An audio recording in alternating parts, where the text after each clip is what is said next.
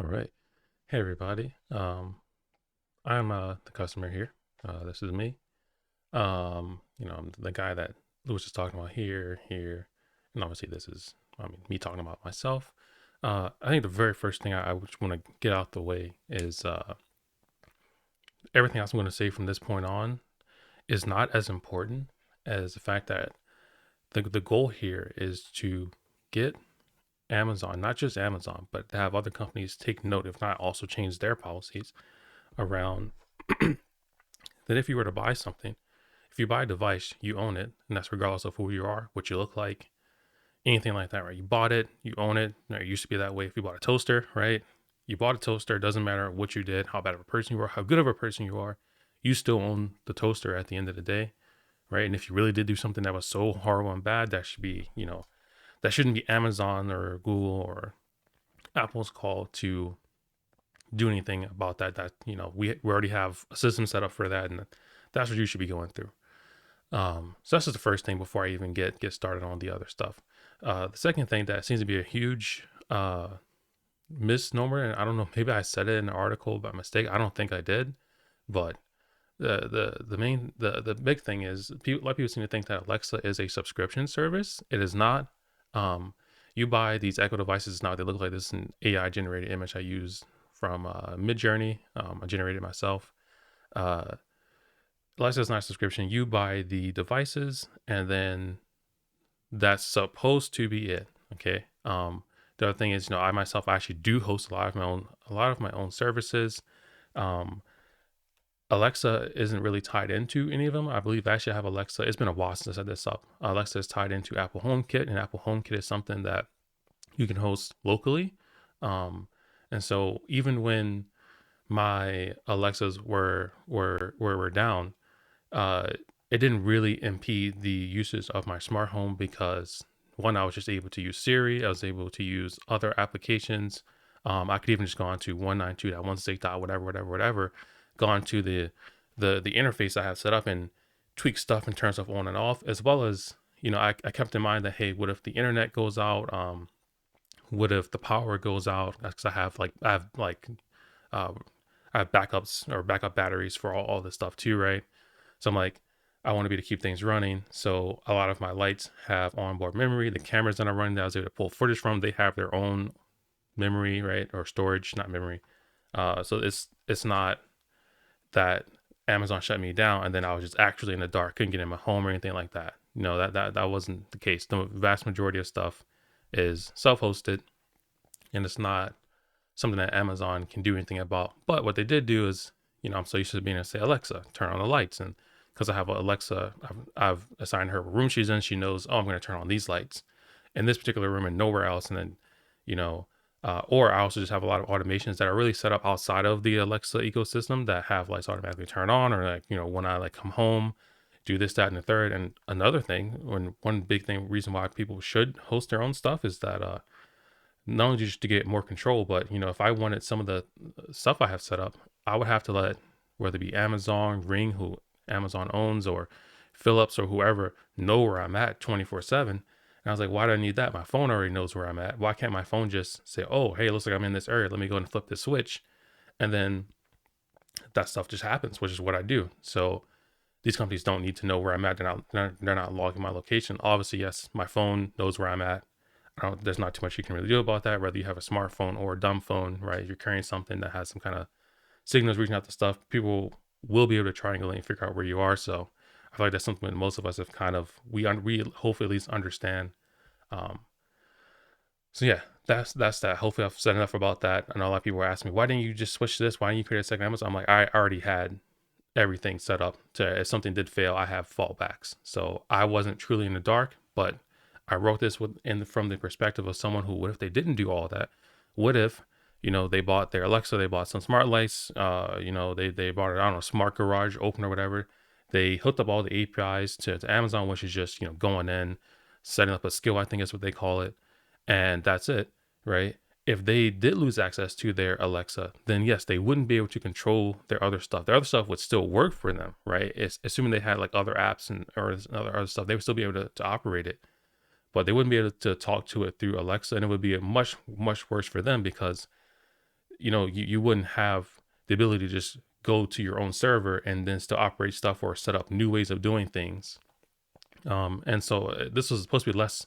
That's why I didn't put any of this stuff in the article originally, because this wasn't supposed to be about my quote unquote technical prowess. Look at how smart I am. It's not about that. It's about, for all of us, trying to move the needle such that this doesn't happen to anyone, regardless of how much tech you know. Because like for me, for example, right, like what people are basically saying is that, you know, if you were to go to buy a car and something were to happen to that car, that if you don't know how to fix it, then that's on you. And it's like, well, I mean, that's why we have mechanics, and that's kind of how society's even gotten this far, because there's so many things that we all know nothing about, that someone else knows about, that we're able to use and like utilize that knowledge that they have.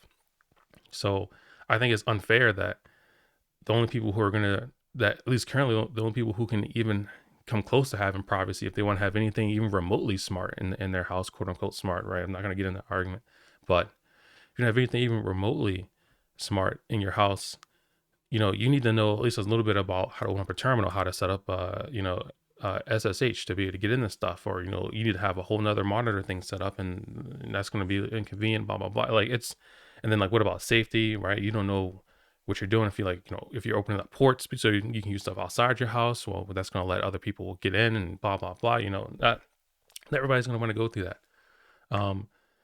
The other big thing that I noticed people were kept talking about was, I said something along the lines of, let's see if I can just find it. Something like, I was telling a driver. Yeah, so I said, I do fully support Amazon taking measures to ensure the safety of their drivers. Now, what do I actually mean here? And I probably shouldn't actually leave a comment myself. But what do I mean here? I don't mean in the sense that, if someone was an actual racist, that, they should be canceled. That's not what I mean. What I mean is that if a driver is actually under attack, someone's trying to shoot him, someone's trying to hit him with a baseball bat, someone's just trying to punch him, anything like that, right? Then if that stuff actually happened, then yeah, that person probably should have their Amazon account restricted. Okay, I actually hit the microphone. Hope you didn't hear that. Restricted, but that shouldn't have anything to do with their Alexas, right? Using Alexa, no matter who you are, is not gonna, it has nothing to do with the actual driver. So even if someone was like that and was doing that kind of stuff, let the police handle that. Yes, Amazon should not be shutting down their account, right? Again, I'm not trying to say I support violence or I wanna enable violence, but we already have stuff set up, at least here in the U.S., right? You probably tell by my accent, how I speak, that, like I said, it's not guaranteed. I could be somewhere else, but whatever, right? So at least in the U.S., we have stuff set up that if that stuff happened, right, then there's processes for that, and that's not Amazon's job. So that's where I stand on that. If anyone trying to twist that, that's just not what I meant at all. And then the last thing that I'm seeing a lot of is people are asking me for proof, right? I did send the proof to Lewis, right? I sent him an email with the videos and the screenshots, and I probably will share that with some other people who might want to cover this story. The reason I'm like apprehensive to share that widely, even though I know I could try to block out stuff, is that I've been around the internet for quite a while, and I've seen people try to do that, and things can still get out. And I don't want, not just for myself. I know people think I'm all about me. I'm like, this really has nothing to do with me. I'm just an example, or not an example, but I'm a data point, and I want to make sure there are less, if not any, more data points of this stuff happening again.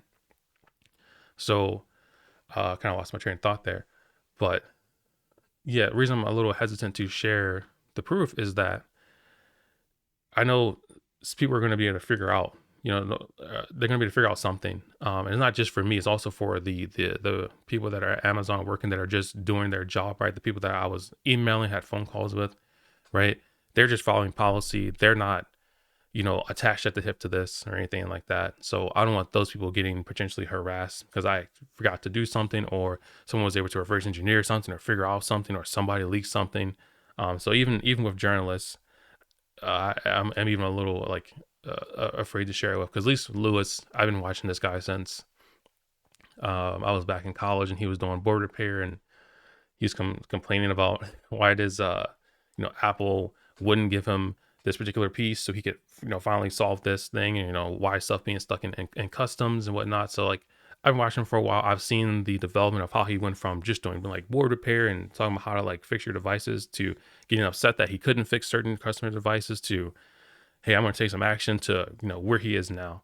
um so I have a lot more trust in Lewis just because I actually know who he is, versus I have other journalists hitting me up and I don't really know who they are completely. And, I have to do a little bit of research on my part because, again, I don't want anyone in this situation getting harassed, because none of us, including the driver, right? The driver, he could have actually been shot at before. He could have actually had, horrible, horrible experiences before. And, you know, I don't know. I don't want to make assumptions. I don't want people trying to target him either. So I definitely don't want to share his face and put that out there. I want people to realize that the real issue here is the fact that Amazon was the one who, um, shut down stuff, right? And I that's why I wrote the article in such a way. I wrote it from more the perspective of someone who was maybe the average user, right? And again, that's not an insult or I'm better than you or anything, because I'm the average car user, right? There's a lot of stuff on my car that I don't know how to fix. I don't have the tools to fix, right? So just for the average user that, yeah, you shouldn't have to go through all the lengths that I've gone through, or some lengths I know other people who've gone through, to be able to achieve just whatever it is that you want at your house for whatever reason. That's not, I don't need to know about it. I don't need to know why you want a smart home, right? Whether you want to be lazy, right? Whether you just want to enable certain things that you just couldn't do otherwise, right?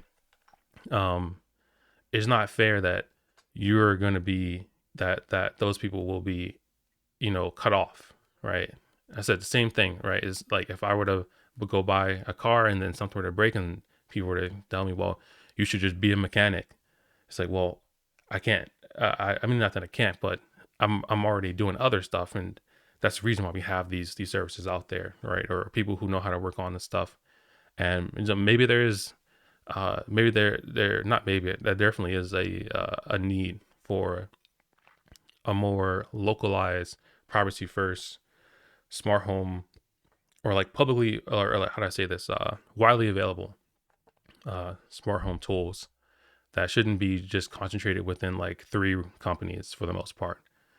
So that's it. I think I've put everything out there that I can. I know there's a lot of comments. I've tried to address quite a few of these comments. I've been in here, addressing comments and whatnot. And yeah, I don't know. I'm gonna go and update the article with this video. So hopefully people understand the full story and aren't just jumping to conclusions, and realize that this is not about dunking on each other. It's not about that I'm smarter than you, you're smarter than me. This is about trying to actually get change, right? So I could have easily have just canceled my Amazon Prime, which still wouldn't have done anything for the Echoes, because they're not tied to Amazon Prime in that way. They're just like, do you have an Amazon account? We don't really care if you pay. So I could have canceled my Amazon Prime, which still wouldn't take effect for like almost a year or whatever away. So like that's not winning the wars. Like, yeah, I can then tell people I canceled this and then I did that, but what did I actually do, right? And again, I do plan on swapping out these Alexas. I've stopped ordering stuff on Amazon for the most part.